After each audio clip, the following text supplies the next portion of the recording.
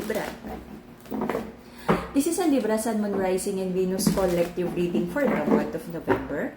For your personal reading, kindly send me a direct message. Kamusta mga Libra? Kamusta? Libra collective energy, please. Libra collective energy, please. Collective energy para sa ating mga Libra. Basahin natin anong guidance. This is a Libra Sun, Moon, Rising, and Venus collective reading for the month of November. Let's see kung anong meron. Mag-ingat sa mga scammers. Ang nag-iisang account ng Mystic Siren ay Kaya Angeles 11. Any messages coming from a different account, hindi po ako yan. Alrighty, Libra.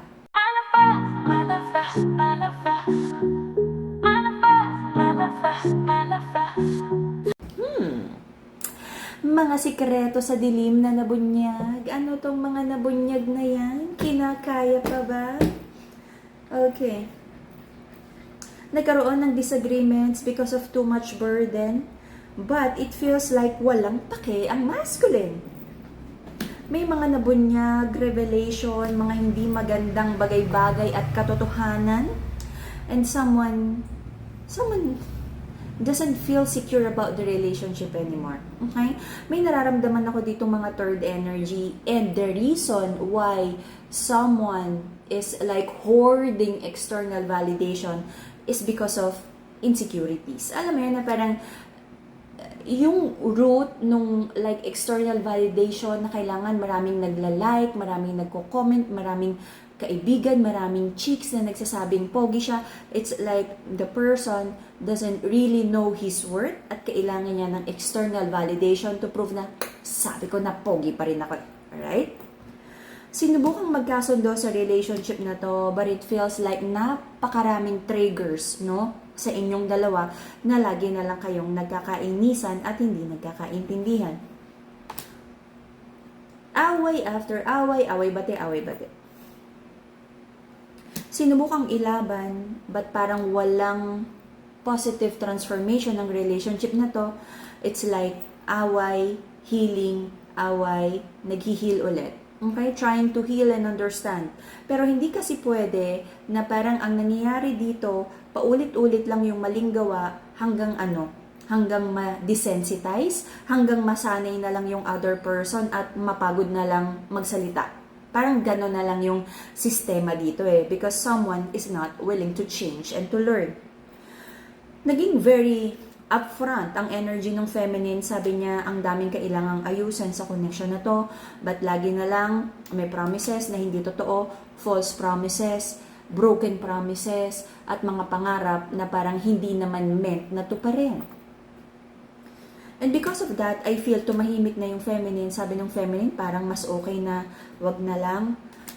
Kung dati, lagi niyang very vocal and very open yung feminine na i-address yung mga bagay na kailangang ayusin sa relationship, it feels like dumating sa point ang feminine na parang wala namang nangyayari. Bakit pa kailangan niyang ipaglaban ng relasyon na to?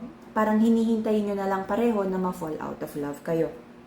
Nagkaroon ng sadness, disappointment here because the feminine feels like hindi naman buo, no, na hindi fully committed ang masculine sa connection na to. Aware ang masculine na na-hurt niya ang feminine, aware siya sa pagkukulang niya, pero bakit walang actions?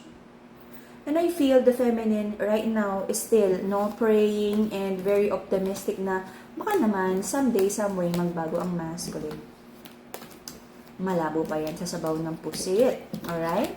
Mental clarity and stronger connection with your intuition, the purple crystal, amethyst. Okay? Harmony to heal your heart chakra, to balance your heart chakra, the pink crystal, Madagascar rose quartz. Okay? Manifesting abundance, the yellow and happy crystal, Brazilian citrine. Lahat ng crystals natin, authentic, cleansed and blessed by the enlightened guide. Okie dokie. So, ay nako, sumakses ang masculine. May mga little white lies here. Nagdala siya ng confusion para sa feminine. Maraming pangako, maraming pangarap, maraming sinabi, pero ano nga ba talaga ang natupad? Ano nga ba ang nabigay na consistency and clarity ng masculine sa connection na to? Recent past, sabi ng ating mga Libra, ready na naman for commitment, for a traditional relationship. Pero ready rin ba talaga ang masculine? Naisip din naman ng masculine na baka ready na siya to commit. Pero yung salitang commitment, kaya ba talagang panindigan, masculine? Okay? Prayers and manifestations.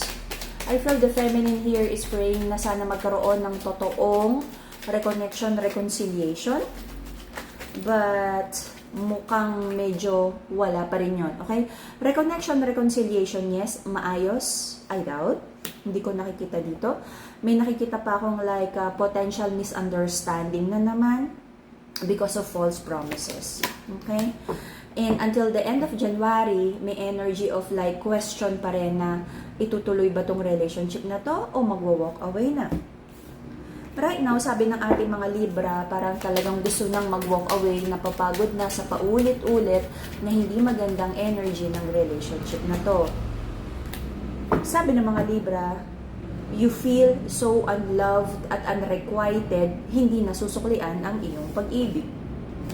Your person, pareho kayo, no? Na-hurt din yung person mo, nalulungkot siya sa nangyayari sa relationship.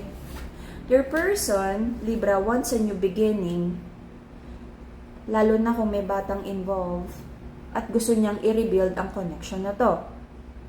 Kaya lang, ang hindi ko gusto, mahilig mangako, mag-apologize ang masculine, but to commit to the change, mukhang hirap ang masculine na mag-commit sa mga change na yan.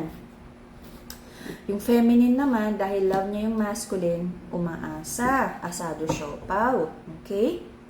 To ground your emotions and to protect yourself from bad juju, the black protective crystal, black tourmaline. Okay? Meron ditong mga doubts. Marami ng bagay na non-negotiable about this relationship na tinanggap mo, Libra. Na parang, sa'yo hindi yan okay. Pero dahil mahal mo ang person mo, tinanggap mo. Okay? I feel the feminine in this connection medyo nag-hold back na ng offer of love. Parang malinaw naman na-discuss naman yung mga bagay na hindi tama for this relationship, pero hindi pa rin na itatama. You get my point, Libra energy. You might be dealing with a Libra, Taurus, Leo.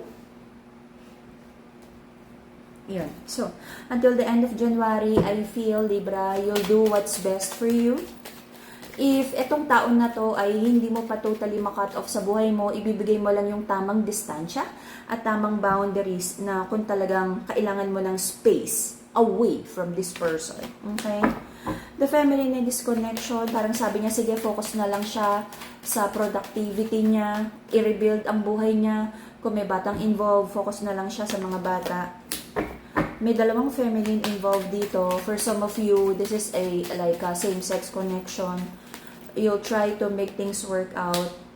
But, may nakikita pa rin akong possible disappointments na kahit subukan nyo, parang paulit-ulit na nahuhulog kayo dun sa trap of toxicity na to.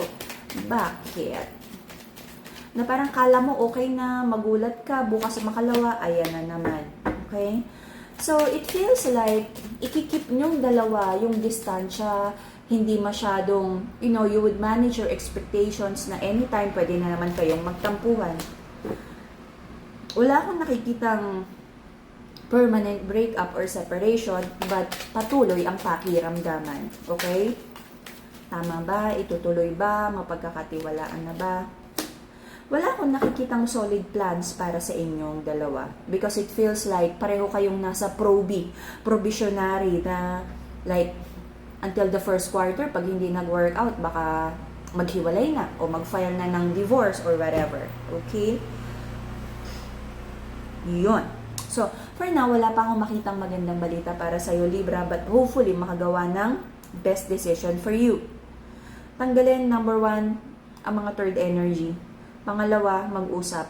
At pag nag-usap, nag-apologize, dapat nagfo-follow through yung actions, tumutupad sa pangako, at may change behavior after the apology. Okay? Otherwise, iikot kayo sa toxic cycle kasi wala naman ako nakikitang permanent breakup here. Alright, Libra?